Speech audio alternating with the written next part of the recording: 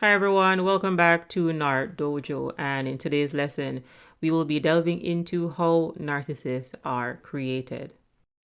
To adequately understand pathological narcissists, we oftentimes have to explore their roots. So what we're talking about here are the childhood experiences that shaped their personality. A lot of people, narcissists included, have experienced childhood trauma. And trauma is anything that pushes the spirit down to shame. And if someone gets stuck in shame, then it becomes pathological. So when we're talking about trauma, we're talking about neglect, abuse, torture, and spoiling, which is overindulgence and underindulgence. These experiences create a fragile sense of self, leading them to overcompensate in adulthood. So they might have been told that they were exceptional or felt invisible in their family dynamic. The mirror that should have reflected their true selves essentially became distorted. It is important to note that not everyone who has had a traumatic childhood will develop narcissistic personality disorder. Pathological narcissists abandon their true selves in childhood for a false self, that which we call the ego or the mask. Today, they live life through this false self, which is a delusion. This is because the ego is a mind-made construct. It is a figment of a child's imagination now existing in an adult's body. You see, egos were never meant to be a true self. This is because egos do not self-reflect. Egos project. So narcissists will project their deep-seated shame onto you. They will guilt trip you. They will dump their anger on you. And at best, they are filled with pride. So you're dealing with someone that is stuck in their ways. Let's jump into how narcissists are created. Pathological narcissists are generally created in two ways. So one, they were a part of a very dysfunctional family system. Pathological narcissists are generally created in two ways. So one, they were a part of a very dysfunctional family system. Oftentimes, you'll hear me refer to this as the shameless type of dysfunctional family system where there is extreme dysfunction.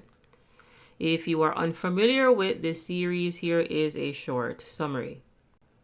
Shameless is a popular TV series that revolves around the dysfunctional Gallagher family.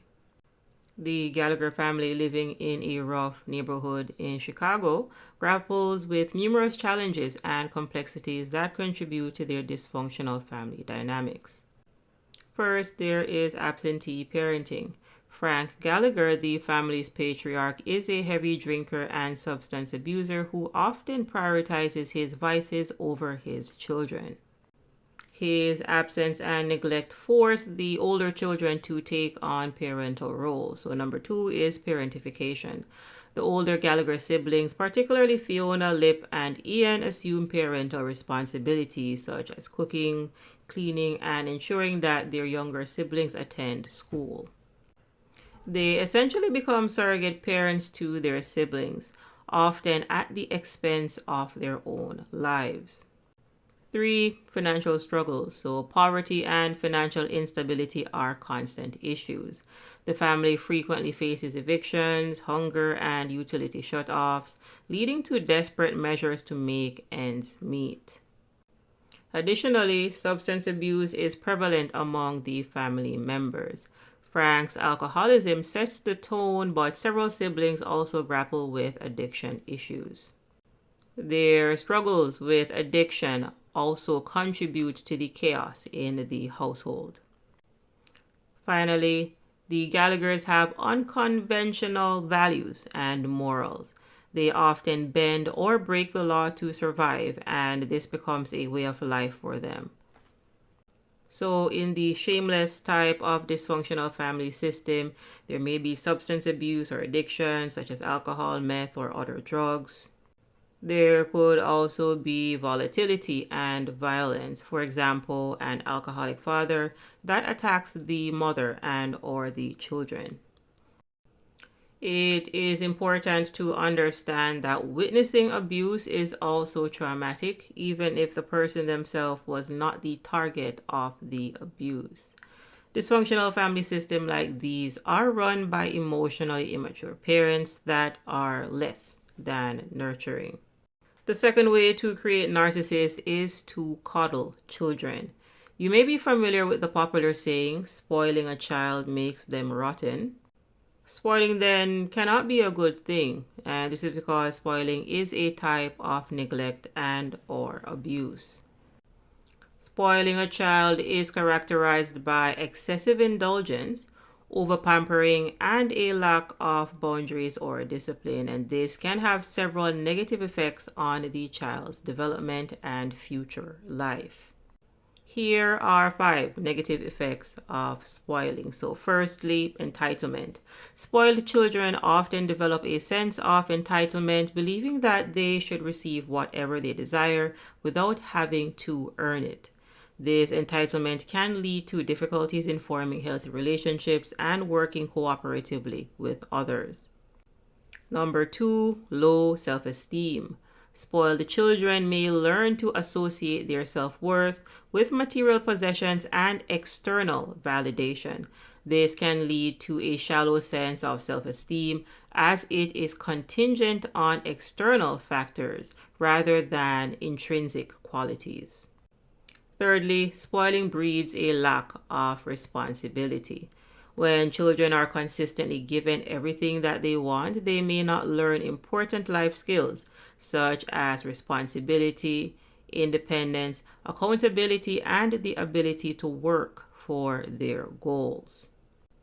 This is why you'll see that oftentimes spoiled children have difficulty handling adversity. A lack of discipline can result in poor self-control and difficulty managing impulses, which can lead to behavioral problems in childhood and beyond. Hence, spoiled children struggle when faced with challenges or adversity because they simply have not developed the resilience and problem-solving skills needed to navigate difficult situations.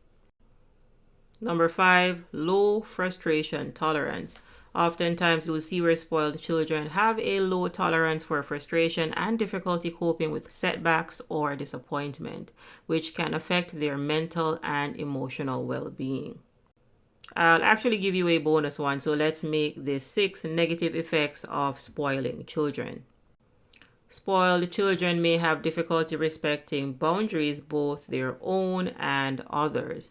They may struggle to understand and respect limits, which can lead to conflicts and strained relationships. When you take a look at the results of a narcissistic dysfunctional family system, you'll see where the spoiled golden child normally ends up a egomaniac, so they end up highly narcissistic.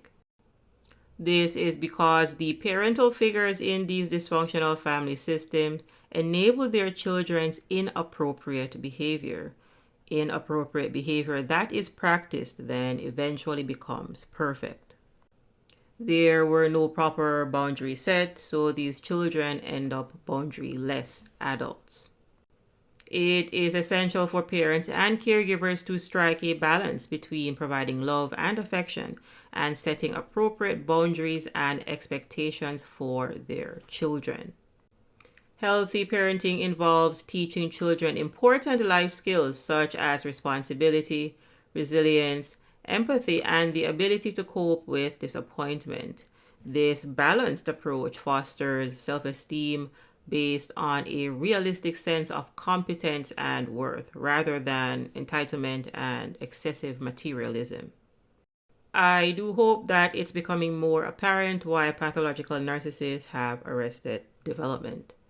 So let's go ahead and jump into that. So a great part of recovering from narcissistic abuse is letting go of the immense confusion about their behavior. It is important as we go through this lesson that you do not rationalize their behavior. This is because it is irrational. It is abnormal. We are discussing a pathology after all, and anything that is pathological occurs in excess, so it is abnormal. Pathology is the study of dis-ease. Pathological narcissism is a disorder. For example, if we say that John is a pathological gambler, then John does not simply gamble from time to time. He gambles in the excess. Hence, John is a gambling addict. Similarly, someone that is a pathological liar, like a pathological narcissist, does not lie from time to time. They are not going to tell you a simple white lie.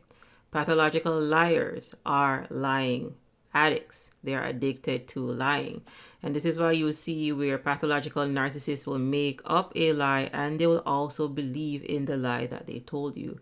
They will additionally get upset with you if you also do not believe in the lie. And this is why they call pathological lying mythomania. They are manic with their lies. It is important that you understand that pathological narcissism is a type of psycho-spiritual arrested development.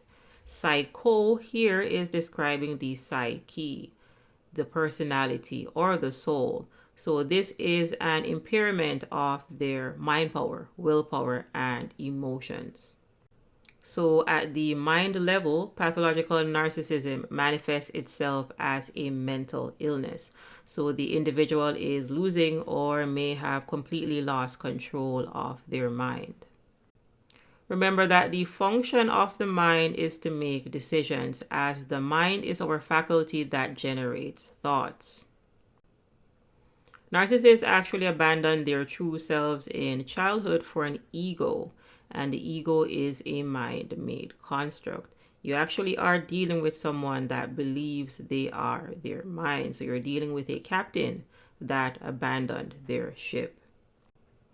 Narcissists are people that are identifying with their mind. So if we think of the mind as a tool, like a screwdriver, then they believe that they are the screwdriver, which does not make any sense. At the level of willpower, you are dealing with very impulsive people because their willpower is weak and underdeveloped. Your willpower is the ability to resist short-term gratification in pursuit of long-term goals or objectives. So essentially, it is your innate ability to be able to control yourself. Narcissists have the inability to control themselves, hence it makes them very volatile people. At an emotional level, you'll see where pathological narcissists have underdeveloped emotions.